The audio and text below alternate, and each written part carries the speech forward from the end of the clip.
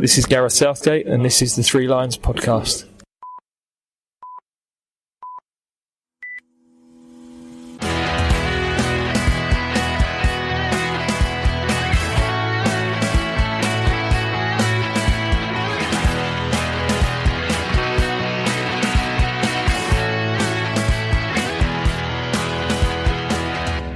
Hello and welcome to the Three Lions podcast. My name is Russell Osborne and this is an independent England football supporters podcast. Here we are, we're back with another episode looking at our Lionesses. I'm sure you've noticed that they've been in action this past week. 3 games in quick succession in the inaugural Arnold Clark Cup held here in England. Without giving too much away, it's been a very successful campaign. We'll go through it all in a moment with the inputs from our resident Lionesses correspondent, Rich Laverty. First though, just a quick one. Welcome along if you are new to the podcast. And as always, if you're a regular, hello to you. Hope you're keeping well. Does feel a little strange to be putting a podcast out at a time like this. Again, when the world is a little topsy-turvy, but kind of think life goes on, doesn't it? We have to get on. We have to move on and keep going. But I'd like to think that this just comes as a little welcome distraction to the continuous rolling news out there. I don't like to get too much involved in political matters here, but let's just hope that things can be resolved as soon as possible. Having been to Ukraine in 2012 for the European Championships, I found it to be a wonderful country. Really hospitable people that I met in both Kiev and Donetsk. So yeah, really hoping that things sort themselves out there and everyone safe and sound. Going forward, though, don't forget the podcast is available on various social media channels, Twitter, Facebook and Instagram. It's also on YouTube. Just search Three Lions Podcast. Give it a follow on either of those if you don't mind. And if you haven't done already and you're tuned in via iTunes, why not leave a little review? This is episode 189. And I think with the episodes that I have pre-recorded already, I think we'll hit 200 very soon. Great achievement. And it is because you continue to tune in. So once again, thank you very much. And if you do have an idea for the show, which is how some of the previous ones have come about, by your ideas, feel free to drop me a line. Email 3lionspodcast@gmail.com. It is always great to hear from you by that method. And a couple of things that you may have missed since we last spoke, and both concerning the senior men's side. With the Qatar World Cup, what is it, 9, 10 months away? The senior team have done, or the senior team, probably the staff of the senior team, it's the FA, isn't it? The FA team have done a recce of the country, and they found a base in Qatar in which to settle, hopefully for the 5, 6, 7 weeks that the tournament takes place. They're staying in a place called, you're going to have to correct me here, Al-Wakrah, Alwakrah. Give it a little Google. I've had a quick look at it. I class it as a city, but from my perspective, that looks like a town. Population of 80,000. It's 10 miles south of Doha. And it sits on the shores of the Persian Gulf. Nice. And this is where the team will have their hotel and training ground. And then before the World Cup, we have our Nations League matches. And we know that the game against Italy on the 11th of June, well, that's going to be played behind closed doors. Punishment for the troubles caused at the Euro finals last year. Then on the 14th of June, it's a Tuesday, we play Hungary at home, and it has been announced that both of these games will take place at Wolverhampton Wanderers Molineux. Now, nearer the time, we'll have a guide to Wolverhampton. It's a ground I've not been to, so I am looking forward to that one. but it'll be the 5th time the senior men have played there. The last time back in 1956. England's women, on the other hand, well, they'd never played there before up until the 23rd of February this year, when they played their final Arnold Clark Cup match. So that sounds like an ideal time to look at how that competition panned out. Time to speak with Rich Laverty.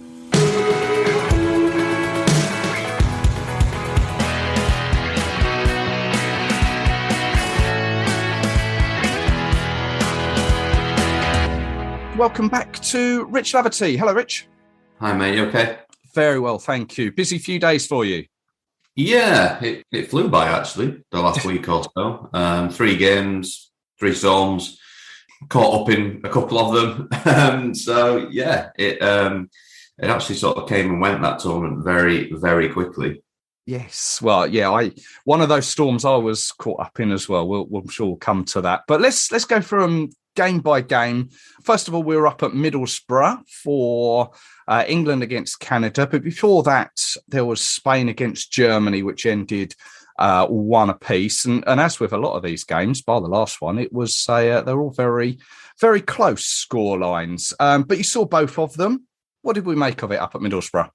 It was, I think, like you said, they were all close games. I think we expected that between 4 teams that are in the top 10 in the world. Obviously, everyone had sort of their own little different priorities going on. You know, everybody had key players missing for one reason or another. But I was really looking forward to Spain-Germany. I think I said at the start that was probably the game I was looking forward to most. And it was interesting, really, but both sort of started a little bit sluggish, which I think maybe to be, not a shock. Germany actually played well. I mean, Germany were very hard to judge this tournament because they had more players missing than anybody. They had, over a dozen players missing from their squad, some of whom were quite key players like Marajan, Leopolds, etc. Well, they played. I mean, they got in behind Spain. Sarah Darbritz had said on a pre-match press conference they thought they could get at Spain in transitions, and they did.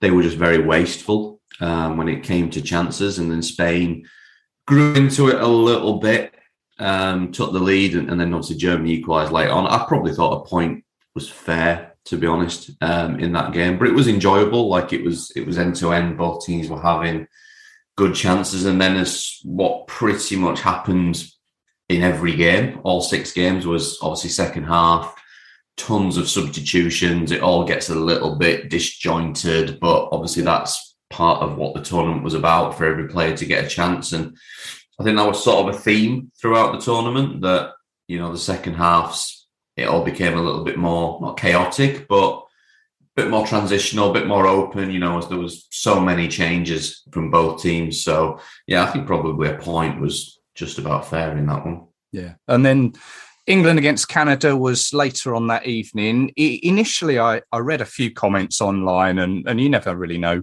what to believe, but people were sort of surprised about Serena's starting 11, perhaps being weaker than the bench. But we, as you say, we always knew this was going to be a rotational competition, and we done well. I thought one apiece there. Yeah, it was probably a little bit frustrating in some ways, because England started that game really, really well. They were on the front foot. I think Canada, Bev played things down a little bit, understandably, because a lot of their players were in pre-season. They're gearing up to a tournament that's 18 months away rather than 6 months away.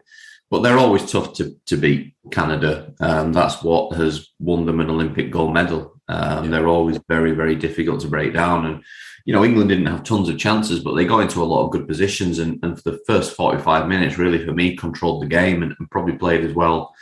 I mean, I say as well as they've done in a while. Obviously, we can't really judge the last 6-7 games in comparison because they've not played top nations, but it was certainly their best performance against one of the top nations. And, the second half, it just, again, all the subs, the changes, it just affects the flow of things a little bit. And I mean, I say Canada came back into it. I don't think they had a huge amount of chances. I think it was obviously a superb goal from Janine Becky. Nothing anyone could really do about it. So, yeah, it was a good point. I mean, it was a good performance, but I think in maybe a tournament, it would have been interesting to see if England would have closed that one out, because obviously they wouldn't have made the level of changes that they actually did.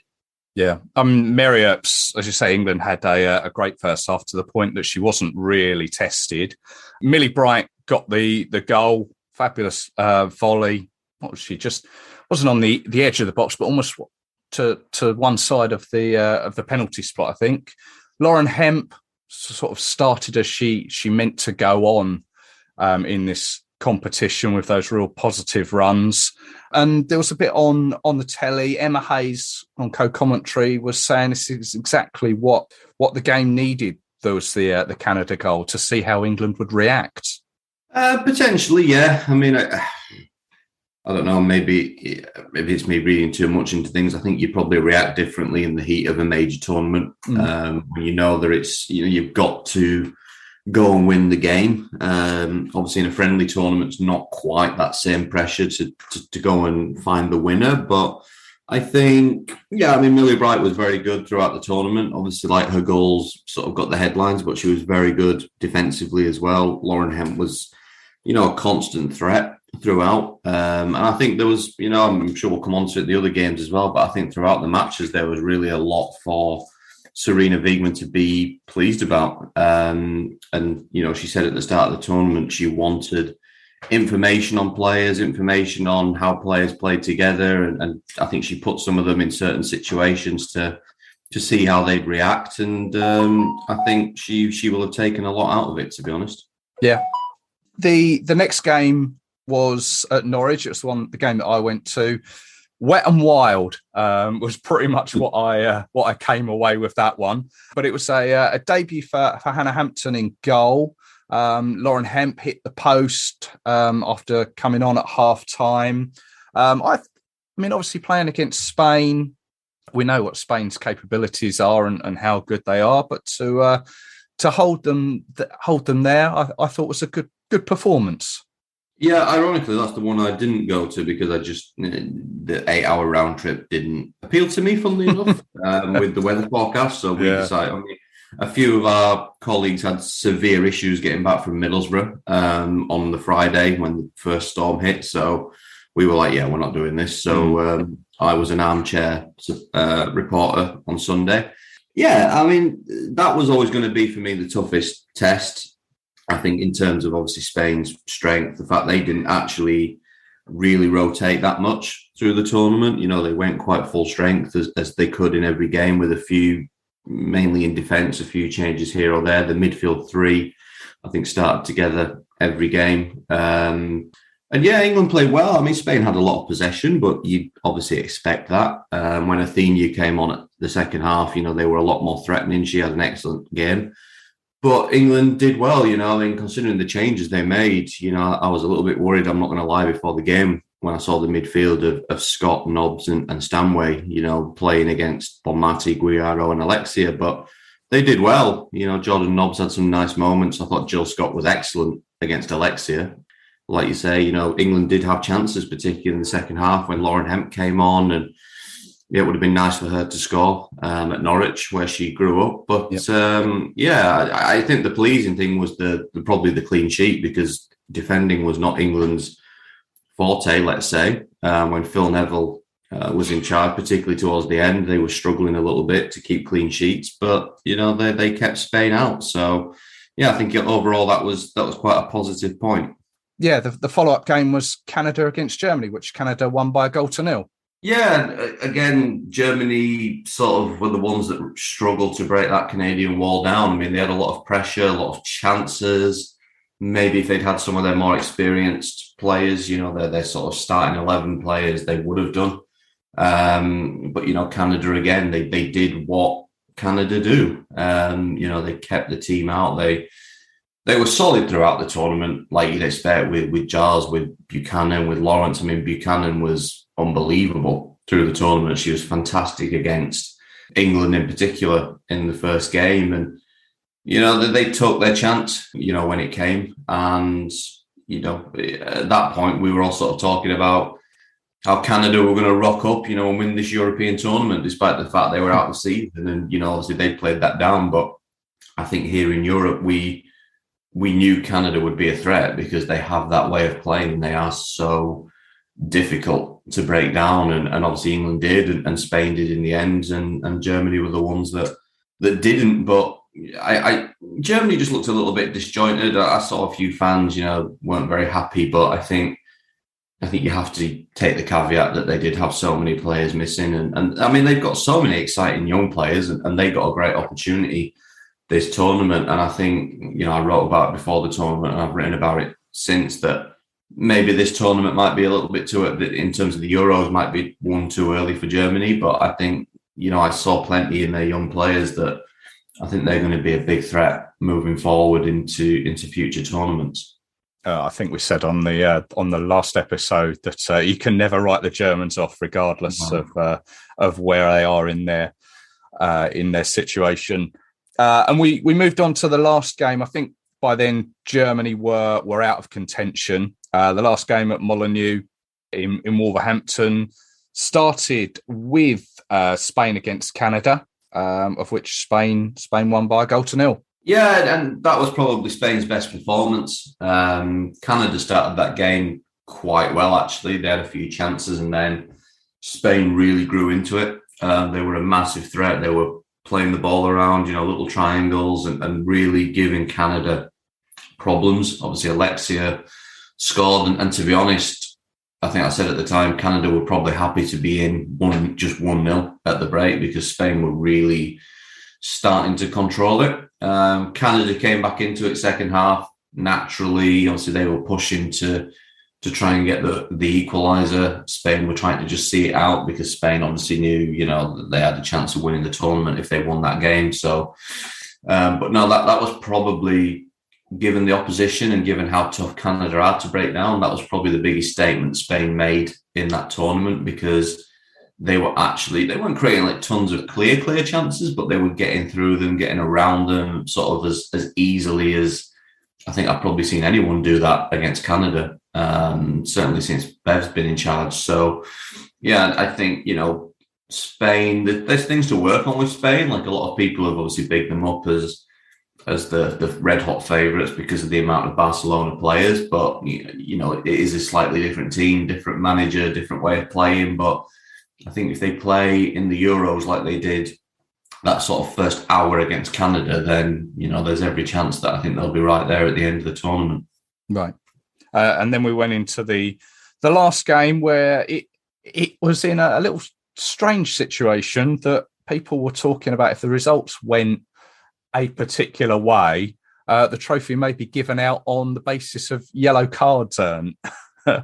But England played Germany in the last game, and obviously ended up with a 3-1 win. Once again, there was a few rotations. Ellie Roebuck started, although I thought she started a little uneasily. Yeah, there was definitely one in the first half. She gave the ball away with a little short ball out from the back, but she made a couple of good saves. I think maybe that was to be expected, given she's not played for England since pre-Olympics. Obviously, she played for Team GB throughout the Olympics, but yeah, it was an odd one, really. We were all sort of talking about the yellow card thing, and, some of the people doing on the whistle reports didn't want that. Me being there, sort of doing a bit more focused on the day after, I was quite happy to see carnage potentially ensue. But yeah, it was funny because we were all sort of talking about it, and, the potential that if England won 1-0 and got 3 bookings, then the trophy was going to be shared. And obviously England went 1-0 up, and you think, because every game had been 1-0, 1-1, 0-0. So you thought, there's every chance this might end 1-0.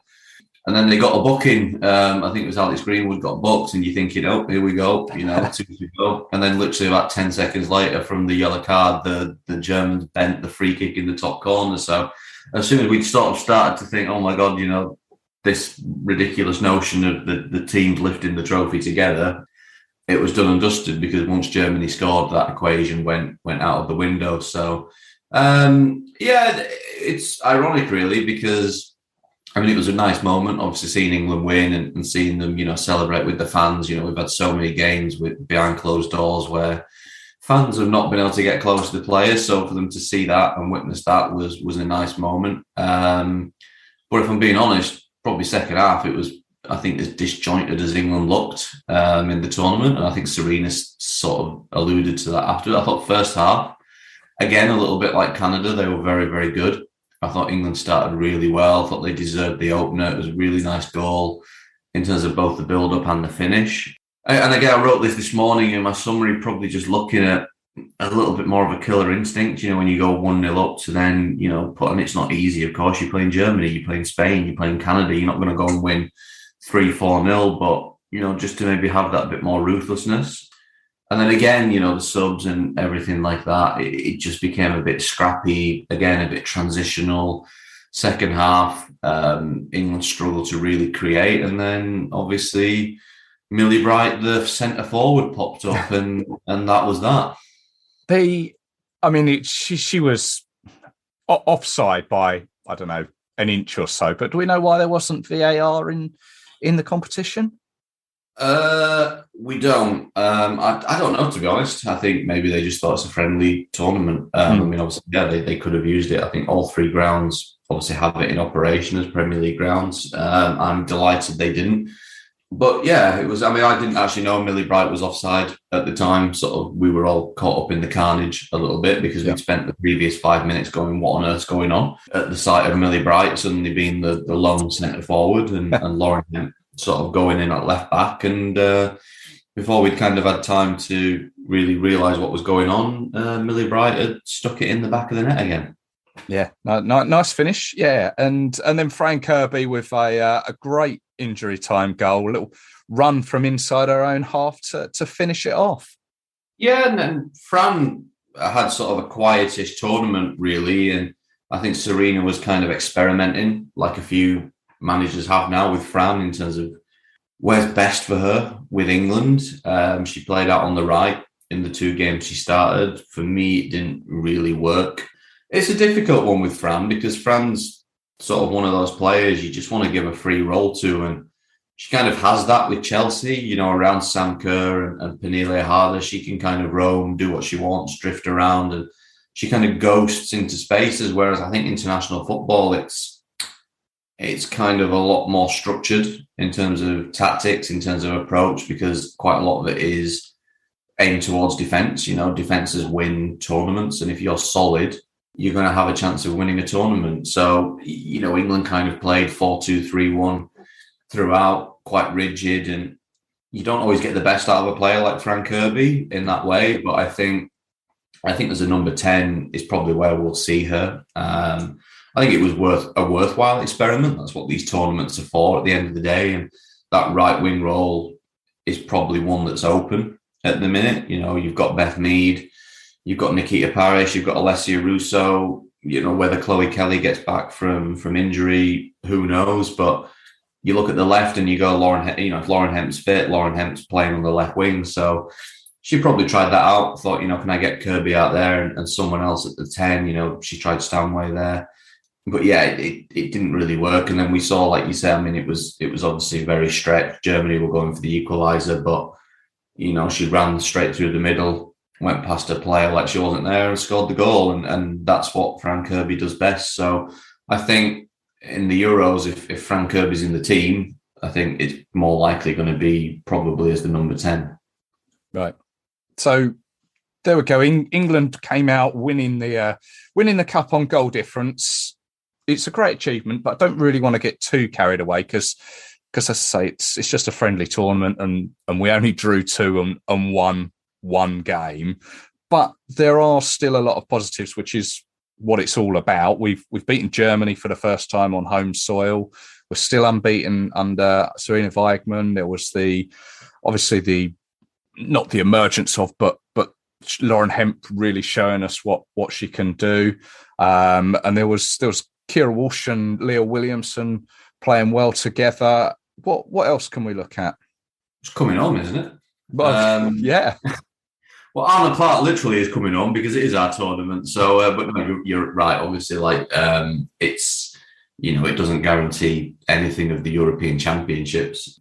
No, they were really good signs. Again, I wrote about this in my summary that I think most positions, I think Serena will have learned something. I think defensively, we look quite solid given we were playing three of the best teams in the world, we conceded 2 goals and both of them were, unstoppable strikes. Yeah. I thought Millie Bright and Alex Greenwood as a centre-back pairing were excellent. I think the full-back, Bronze, she struggled a little bit. I mean, she's coming back from obviously injury. She's not played a huge amount of football for England. She had some good moments, particularly going forward. I think the left-back spot is still open a little bit. But, I think it's going to be hard. I mean, Steph Houghton, whether she's at the Euros or not, we don't know. But I think it's going to be tough to split that pairing up now. Yeah. Bright and Greenwood are doing so well. Williamson and Walsh, like you say, I think for me, that has to stay. Leah, midfield is not a position we have a humongous amount of quality in depth. And I think if, Williamson can go and play her natural position, she's probably needed there more than she is at the back, where you've got Bright, you've got Greenwood, you've got Houghton maybe to come back. And look, if needs must, Leah can obviously go back there if for some reason we lost somebody else. But I think they work so well together. They're both so good on the ball. They both read games really well. They have a connection. They've come through the youth teams together. They know each other's games inside out. And I would be very confident in any England side that has those two holding down the midfield. I think further forward, I think Hemp's quite set in stone. I think Ellen White's quite set in stone. Kirby probably is the 10. I do think the right wing spot is open, and the goalkeeper spot's probably there to fight for until the end of the season. But yeah, there were good signs definitely in the way England want to play. There's things to work on. Like I said, I think they need a more ruthless edge in their end product. I mean, Hemp was outstanding throughout the tournament, but maybe need a bit more of an end product in terms of goals and assists. She's getting that in the WSL with Man City. She got into some good positions and it didn't always lead to a chance, but she's 21 years old. I mean, I think people think Hemp's older than she is because she's been around for a long time now, but that sort of says it all. She's been around the top level since she was 16, so it makes it feel like she's older than she is. So there's a long, long time, I mean, Hemp, when she gets to mid-20s, she's going to be scary. So, and if Chloe Kelly does get back and she's anywhere near the form she was last season, I mean, her output for goals and assists for Man City was scary. So there's a lot to be excited about, because beyond that, you've got, still young players like Russo and Toon and Stanway, etc. So, with those three, with Hemp, with Kelly, your attack's sort of set up for the next 10 years. And they will all of them will only get better. So if they can stay solid at the back, and I do think that's the main thing in tournaments. I think we saw it with Italy at the men's Euros last year. We saw it with Canada in the Olympics. The teams that, some teams go out, they score goals for fun, but, they get knocked out when they come up against a solid team. And I think tournaments will always be won by the team that is the most solid. And that's what England haven't always been. And they're looking solid now. So, yeah, look, no one's saying England are going to win the Euros. They're in the pool of probably, I think, to be honest, maybe 6, 7, even 8 teams that could go and win it. It's going to be incredibly competitive. I don't think anybody really has an idea with any sort that there's not a clear favourite, which is good. It's good for the tournament. And yeah, good signs, things to work on. And, generally overall, it was a positive tournament. Yeah.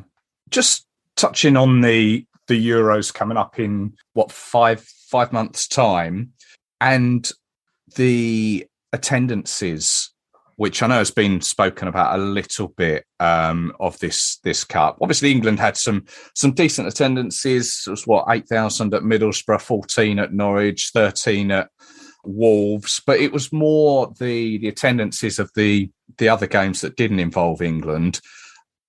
Are we a little bit concerned about the games that don't involve England in the Euros?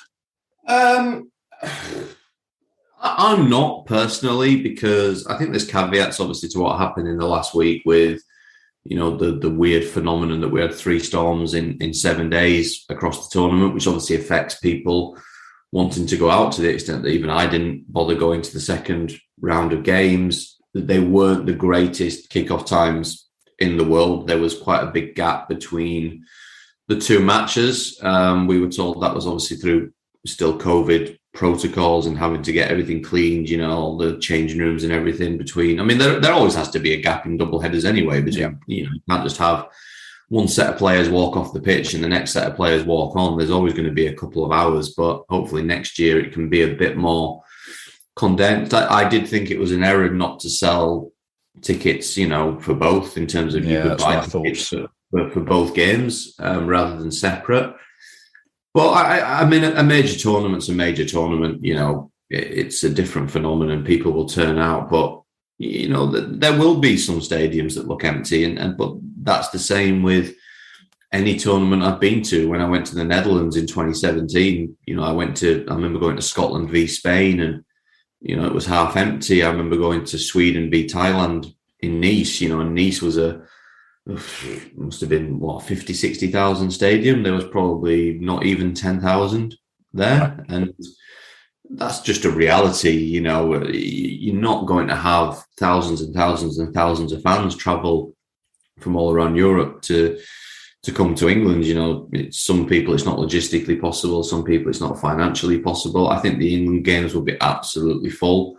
I think some other games will probably be more the acid test. I think games like Netherlands, Sweden at Bramall Lane, for example, I think if you can't fill out Bramall Lane for a game like that, or at least make it, 2/3 full, then that's a bit more of a worry. But, if you've got a team like Russia v Belgium or Finland v Denmark, that sort of nations that maybe more casual fans don't know as much about, then, it's difficult. So, there might be some empty-ish stadiums, but I think that's natural, and that's happened at every tournament that I've been to. So I think there won't be any issue with the England games, definitely, and some of the bigger games. And as we get obviously to the latter stages, as the top teams are playing each other in the knockouts, then I think the attendances will be fine. Ticket sales were going quite well, the last that I heard. So we'll see. Yes, there's definitely going to be some games where, it looks a bit empty, but I'm not hugely shocked or particularly concerned. And even in the men's tournaments, we watch men's games, and I watched men's games in the Euros. Obviously, remember when Wales were playing in? I mean, it wasn't ideal, obviously, playing in Baku, but there was a few thousand there probably in a huge 60,000 seater stadium. So I think that's just the nature of major tournament football, to be honest. Yeah. One other thing before I let you go, there's two more games that I'm aware of before the tournament starts, both World Cup qualifiers, obviously because this is all a little bit disjointed thanks to COVID. But they're away to North Macedonia on the 8th of April and then away to Northern Ireland on the 12th of April. I would imagine that there'll be another opportunity for people to get to a game here in England. Are they likely to have a pre-tournament friendly? I believe so, yes. I think there's going to be a couple, whether they're home or away. I'm sure they'll definitely try and get at least one at home to try and build up to the tournament. Yeah, those April games are a little bit, for everyone really, a bit in the way, really, because you're not going to learn a huge amount. You can't really use it as an opportunity to bring too many new players in, because I'm sure she'll try and stick with the squad that she thinks will go to the Euros until the summer and try and get them gelled together as much as she can. So, I mean, Northern Ireland obviously is a decent test in terms of you'll play them at the Euros, but we have played them a couple of times in the last year or two anyway. You're not going to learn a huge amount against North Macedonia. So, yes, I think there is a window for games in the summer because the tournament doesn't actually kick off until July. So it's quite late after the domestic season ends. So you've got the whole of June. So, yes, I think there are plans to have a game or two. I don't know who against or where, but there will be, I think, potential opportunity for fans to see the team before the tournament starts. Good. And just one last thing: is there any player out there that you're aware of that perhaps can still make Serena Wigman think, right, you've got a chance to be in? Who could be the surprise player after this tournament? I think it's tough now. I think every manager, wants to settle on their squad and what they're going to work with. Obviously, you have the caveat of injuries, and history suggests, unfortunately, one player will probably get injured between now and then by law of averages. Obviously, you've got Steph Houghton hopefully to come back, and if she does, there's no doubt Steph will be in the squad. Chloe Kelly's the other one, maybe, if she gets back fit and she plays enough games before the end of the season, potentially, a Wubben Moy at the back. But I don't see there being a huge amount of changes. If I'm being honest, if there was one that I'd probably take Ebony Salmon in the squad. And she's still very young, and obviously she's not playing football particularly at the moment because the NWSL season hasn't started. But the reason I would take Ebony is I think she's just a different option. Ellen White's obviously a poacher. She holds the ball up well. She's strong. She'll score goals. But I look at Ebony and having worked with her and having watched her, I genuinely haven't seen anybody in the women's game that has her raw pace. And I think, if you're bringing someone off the bench in a tournament like that, when people are tiring with 20 minutes to go, 15 minutes to go, and you just suddenly look at, can we get the ball over the top, for someone to run onto? I don't think there's a defender in the world that can have the pace that she does. So I think she's a really unique option to have in a squad. And whether she goes or not, I don't know. But I think if I was going to take somebody else, I would want somebody that has different attributes to what's already in the squad. And I don't think there's a player that's probably as different as Ebony at the minute. So if there was one I was going to put in, it would probably be her at the minute. There we go. Ebony Salmon. Watch this space. Rich, thank you as always. Maybe, we can catch up in April when those World Cup qualifiers come around. Yeah, not a problem, mate. Thanks for having me on.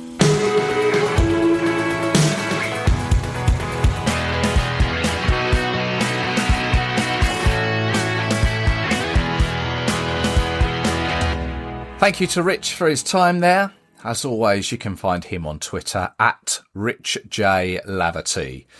And his writings in These Football Times and also Our Game magazine. And no doubt we'll speak to him again once those World Cup qualifiers come around. Now, as I said, I'm not getting overly excited about winning the Arnold Clark Cup. Yes, fantastic achievement and well deserved. But cast your mind back a little way, if you don't mind. 2009, we won the Cyprus Cup. Then later on that year, we made it to the finals of the 2009 European Championships, where we lost to Germany. 2013, again, we won the Cyprus Cup. We then went on to finish bottom of our 2013 Euros group. We didn't win a game that year. And then more recently, 2019, I'm sure you remember, we won the She Believes Cup. Phil Neville got all a little bit excited about that, didn't he? We then lost in the semi-finals of the World Cup in France.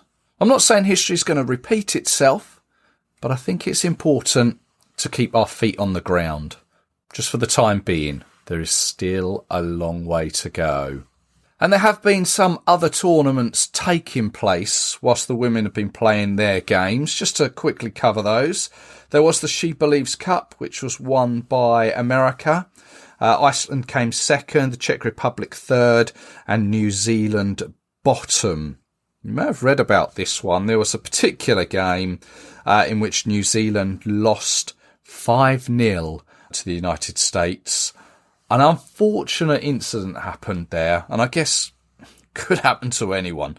Liverpool's Michaela Moore of New Zealand, she scored a hat-trick of own goals.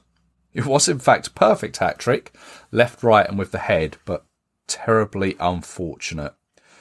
There was the Tournoi de France, which is the same format as the Arnold Clark and the She Believes Cup. France won that one, ahead of the Netherlands, Brazil and Finland. There was the Pinata Cup, which was held in Murcia in Spain, an 8-team knockout tournament, which was eventually won by Belgium.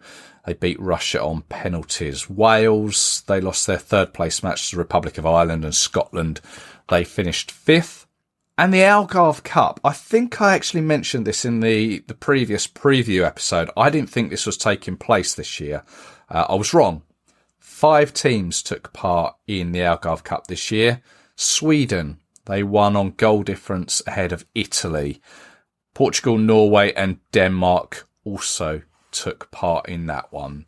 So ahead of the European Championships coming up this year, all the big teams have been in action over this past international break, all just trying to tweak their team ready for the tournament. Now, before I round off this episode, I just want to give a quick mention to Block 109. Regular listeners will be aware of them. They don't just help to make the atmosphere at Wembley better on match days behind the goal there, but also they are continuing to raise money for good causes via their charity draw. You may have seen a recent draw where they put it out on Twitter, where former England international Phil Thompson pulled the numbers out. You can give the guys a follow on Twitter at EnglandBlock109. And you can join in the draw and stand a chance of winning a cash prize. Just get in touch with them. And I also noticed that they are intending on running a supporters coach to the Hungary game at Wolves, which we mentioned earlier. So yeah, really well done to those guys. Give them a follow. Block 109, a proper fans first group for England. I don't think there is a better block for atmosphere on a match day at Wembley. Thank you very much for tuning in. Just to let you know, on the podcast front, we've got the next instalment in our World Cup series coming soon. We've already had the early World Cups episode and the Switzerland 1958 one. That was where I was joined by Blackburn Rovers legend Brian Douglas. I'm pleased to say he'll join me again for his memories of going to and playing for England in Chile in 1962. Also coming your way in March, I'm going to speak with an England national team manager about an important upcoming match.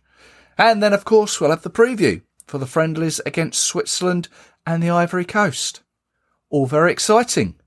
And it's all coming your way in March. So make sure you stay subscribed. You won't miss them. So until then, look after yourselves. Stay safe. Cheers.